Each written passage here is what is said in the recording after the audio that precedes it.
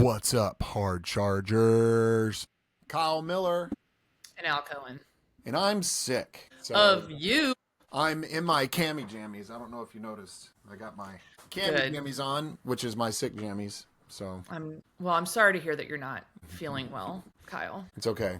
It's passed through all the family. Now it's to me. But this virus is in the fight for its life. What are we covering today?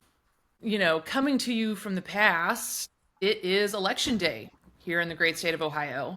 Local and state elections today, obviously, which I find personally very exciting because I think a lot of change can happen at the local and state level. So, of course, hoping everybody got out to vote today, and hopefully we'll see some good election results tomorrow. Yeah, I think people forget that there are, one of the pieces of the Buckeye Blueprint is modernizing Ohio's government. And the reason we need to do that is because there's over 3,900 political subdivisions out there. That is to say, people that can tax you. And so those people are running for office today. And so that impacts you more than whatever somebody's doing in another state. I know that, it's very easy to get your head crowded with all the federal stuff, but, hopefully you guys and gals are getting educated on who's who and what their agenda is over there in your local areas. So much happens on Cap Square, and that's where we live, right? Like, that's where we're doing a lot of our work, whether it's lobbying or whether it's getting our grassroots activists out there to make sure that their voices are heard, because we know, as people from AFP Ohio, that Columbus is where a lot of the decisions that are impacting people's wallets are being made, and of course on the more local level as well. Yep. But next year there's going to be elections, and those elections are going to matter. So our chapters are gearing up now, training people about, what goes on at the doors, how to win people over, launching chapters in different counties in Ohio. So that way folks are ready to go next year. We got primary season coming up, and then we got the generals. And so if you haven't went to any of the chapter meetings, you should go to those.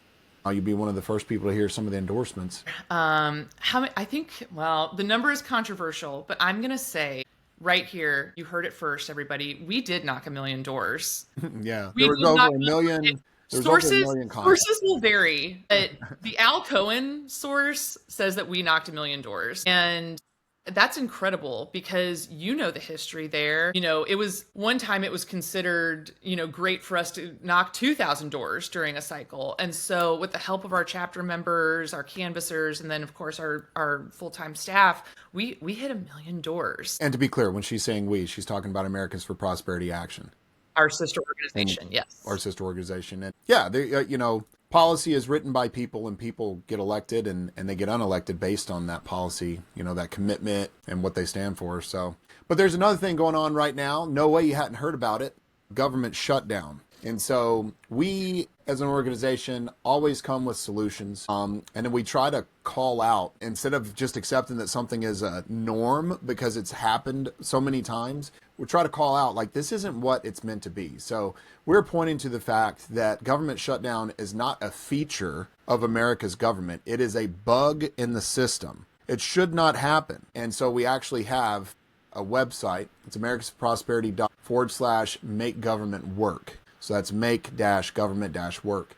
And on there, we lay out some arguments for how we think that we can make government actually work again for the people. And Kyle, I know that you've heard from some people that are really hurting from this government shutdown. Like, do you want to talk a little bit about what you've been hearing out there? Yeah, well, I think it's important to point out that Senator Houston, he's new in there, but he has voted over a dozen times to end the government shutdown. Bernie Moreno has voted over a dozen times to end the government shutdown. And so this is partisan games that are being played, and it's starting to have real impacts. I got people at church that are in the military, and they're pretty upset that their brothers and sisters are not getting paid, but still expected to work, Right.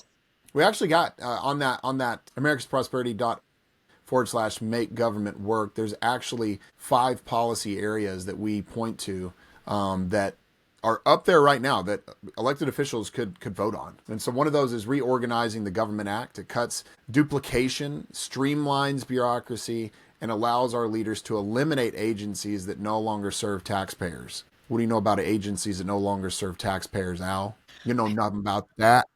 So I think that it's very wise for us to be taking a look at how these agencies, programs, different projects that the government has come up with, and like take a critical eye to those and say, is this something that we want the American taxpayer to pay for? Or is this something that, the community can decide is a priority and fund it themselves? Well, I mean, the Buckeye Institute does a really good job in Ohio. Every budget season, they open up with what they call the Piglet booklet. So if you just Google Buckeye Institute Piglet booklet, you'll find a booklet with a list of agencies in Ohio that are existing and being funded by the government. And one of them was like a nowadays Angie list, but for the government. So it was the government saying like, hey, if you want to research businesses that could provide a home goods service for you, here's our version of Angie's List. Why?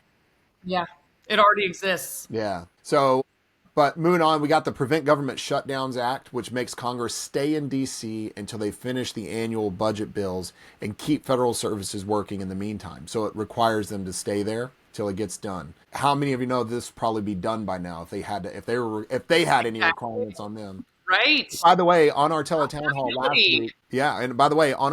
hall last week, with Senator Houston, he said that he's voluntarily not taking any payment right now because he understands that people are hurting out there. Good. Yeah. The Comprehensive Congressional Budget Act, this gets Congress to review the entire federal budget instead of piecemealing parts, making it easier to cut wasteful spending and solve problems. The easiest way to slide something by is to break it up into different parts and make it really confusing, because then you don't understand how the parts interconnect. Correct. Right. And the different parts aren't communicating with each other and things get lost in the translation. Yeah.